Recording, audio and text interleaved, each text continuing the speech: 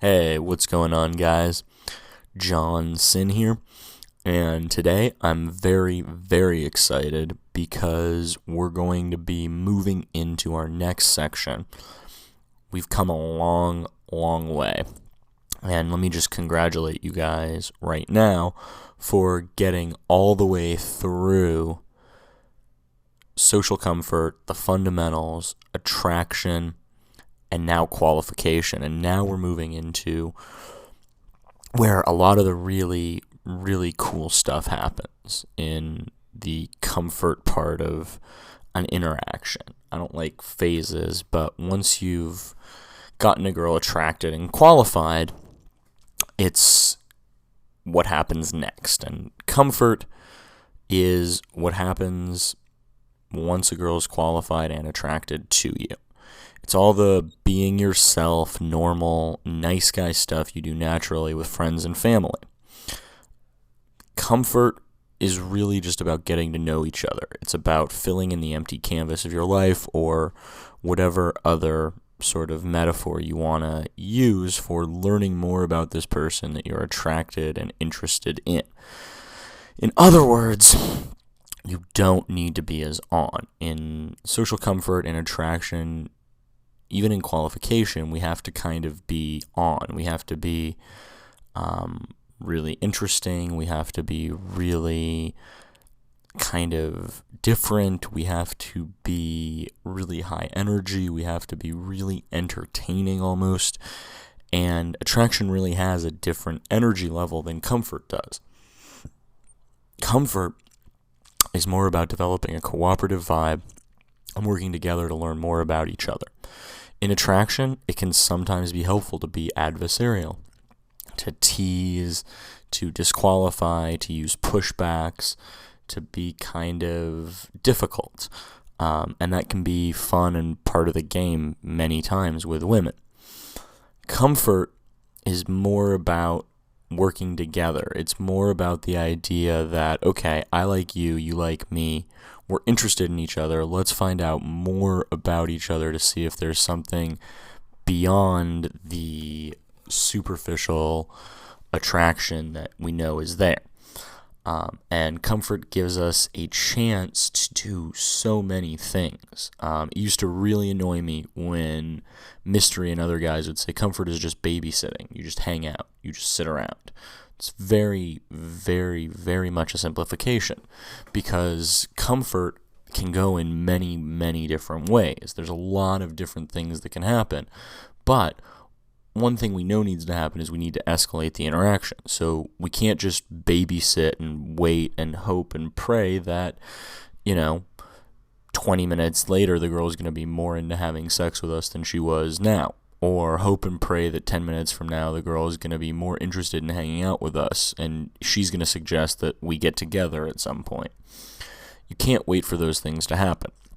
Instead, you need to systematically set them up. You need to set up a date. You need to move the interaction forward. You need to build a connection. You need to find out if there are commonalities. So there's a lot of different things that happen. You need to answer the 10 questions that women need answered before sex, which we'll probably have a bonus video on at some point down the line. There are certain things that girls need to know before they're going to sleep with you that we need to fill in this comfort part of the interaction.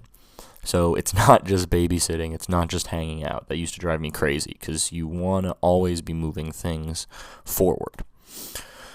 Why it's important. Comfort is important because it's where the majority of the time in your pickups, in your dating, in your interactions with women are going to take place. Attraction, as much as it's built up, as much as we had, a lot of stuff to learn in the attraction phase, as much as there's a lot to learn there, it's only the first 5 to 10 minutes of the interaction. Now, does that mean that you stop being attractive in comfort? Of course not. We don't want to ever stop being attractive or stop doing the things that we know cause attraction. But at the same time, we don't need to be so worried about it. A lot of guys, they think that attraction, because it's an emotion, they have to constantly moderate it. Once you've gotten a girl qualified, you've kind of sealed down your attraction. You've locked it in, as I like to think of it. So you don't need to worry about it. Does that mean you want to start then becoming weak and needy and indecisive? Of course not. But you do want to tone it down a little bit. So, because comfort is where the majority of the time in your interactions with women is going to take place, we want to understand that comfort can be used in many different ways depending on what you're trying to achieve. Now, I know that sounds kind of strange, but just bear with me. Off the top of my head, there are a couple examples. There's sexualized comfort for same-night lays. If I'm in a city for a weekend, I'm not going to spend a lot of time in comfort building a connection, building, commonalities, seeing how much we have in common, seeing how much of a long-term potential there is, but I will spend time really trying to sexualize and get the girl comfortable with sex. On the other flip side of that coin, breakthrough comfort is for making girls fall in love. If I meet a girl that I'm really into, I want to start highlighting the things that make it likely that she's going to see me as a boyfriend. Neither one of these is better, but they each achieve different results. So depending on what you're trying to get, you want to spend the majority of your time working towards that outcome. So if you're out to get laid, then you want to spend the majority of your time working to sexualize comfort. If you're out to meet a girlfriend, you want to spend the majority of your time really building a connection. If you're not sure what you're doing, you want to spend the majority of your time really getting to know the girl to see where she fits in between one night stand and girlfriend. So there are a lot of things that happen in comfort. That's why in this video I wanted to give you some ideas of what comfort is. It's what happens afterwards. It's the getting to know portion of our show, so to speak. But I also want to give you a bird's eye view now of what we're going to be covering over the next little bit, because there's a lot of things that happen in comfort that are very different. For example, we have building a connection and going for the kiss. You have to build a connection in comfort. You also have to go for the kiss, but the way you do one affects how you go for the other. So same thing with setting up a date and going on the date. Comfort fills in everything that happens after a woman has answered a large qualifier. Once she's qualified herself in a big way, we're now on to comfort. We don't worry about attraction unless it becomes obvious the girl's really losing interest in us, in which point we might do some more attraction stuff. But other than that, you don't need to worry about attraction. At this point, attraction, you did a good job. You passed. So, because there's so much in comfort, we're going to take our time to get through this stuff. I hope I've impressed upon you, listening at home, that this is most of the game. All that stuff we've done for the last, few months, that's the first 10 to 15 minutes. Now we're talking about minutes 16 through marriage, through sex, through all of the above. So we're going to start with the basics. Over the next 4 weeks, we're going to go through the elements that differentiate this kind of comfort from social comfort. We learned about social comfort early on. We learned about, making people neutral and friendly and building the vibe. Now, I want to differentiate from that. That's the glue. Remember, I talked about in the social comfort video, which you can go back and watch, is that social comfort is the glue that fills in the space between techniques. Well, in comfort after a qualifier, the glue is going to be these 4 building blocks. These are our 4 goals.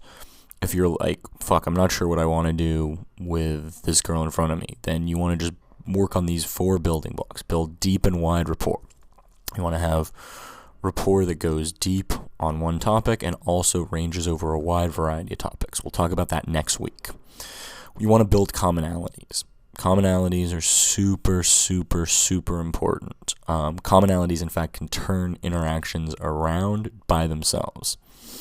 Number 3, we want to build a connection. We want to connect. We want to find something unique in that woman in front of us that speaks to us, that we can bond with, that we can really connect on a more deeper level. And number 4, and this is something that a lot of guys forget, and without number 4, you end up in the dreaded friend zone. Friend zone. A comfortably escalating interaction. The interaction must be moving forward. It must be escalating. It must be escalating comfortably for her. Ideally, it's comfortable for you, but if you're, it's taking every ounce of your willpower to move the interaction forward and the girl's going with it, then I don't really care if you're comfortable as long as she is. But it's comfortably escalating. It's not, oh, we're shopping, we're having a good time, come back to my house to check out my etchings, and here's my cock. It's moving smoothly in a way that she knows she's being seduced and she likes it. She wants it to happen. So we're going to be covering that basically in our next month of videos. But that's not all. After the building blocks, once we've filled in the 4 major blocks of comfort, we're going to move on to some tactics and techniques. There's a lot of differences in tactics and techniques in comfort since now we're going for bigger goals. So we've got some things that are tactical, like cold reading in comfort is different from cold reading in attraction, is different from cold reading in social comfort. Cold reading in comfort now can start to get deep, and you can start to build connections, and you can start to show her you understand her. The whole point of cold reading in comfort is to understand her, to start setting up sexual frames, to start building that connection, showing her you can connect. It's a really great tool in comfort. Number 2, setting up a date. We've got to set up a date. We've got to set up the date first and then go for it. You don't want to just be stuck saying, we should hang out sometime, give me your number. Going for the first kiss. There's a specific and good way to do it, and there's a bad way to do it as well. If you mess up the first kiss, you're messing up a lot of your chances for moving forward, a lot of your chances for getting that girl into bed, and much, much more. There's a lot of tactics and techniques that I have in comfort that are really good and really powerful, and that will help you to move things towards your bedroom and not the dreaded friend zone. And lastly, we're going to have a whole section on how to build a perfect date that leads to seduction literally 90% of the time. 90% of the girls I go out with, I sleep with. That's 9 out of every 10. That means that if I go on an average of 2 dates a week, I sleep with about 6 to 7 girls a month. Because every girl I go out with, I sleep with, except for very, very few of them. And this is a reproducible result. It's not something special about me. It's not something crazy. It's a reproducible system that I've come up with over the last 7 years, because dates are a whole part of comfort that just are not paid enough attention to. One of the things that most guys have wrong with them that they don't even realize is they're bad dates. Another thing that most guys don't realize is that dates are how you will be getting laid. If you don't own your own business and kind of set your own hours, so that you can go out late some nights and do same night lays or, this, that, or the other, dates are how you're going to be getting laid 90% of the time. So the cool thing about dates is that they're very much under your control. You control where they start. You control what you talk about during them. You control locations. You control the experience overall. So we can really set it up to be a super successful seduction 90% of the time. And the cool thing about being really good at building a date and then going on it is that when you know how to build and be the perfect date, you'll get laid as much as you want. It's just a matter of getting girls to go on dates with you. So if, someone tries to set you up and she turns out to be really hot, you can go on a date and sleep with her. If you want to do internet dating because you don't have the time to go out and meet girls, if you have a good date, you'll get laid 90% of the time. If you, meet a girl through friends, you can take her on this date.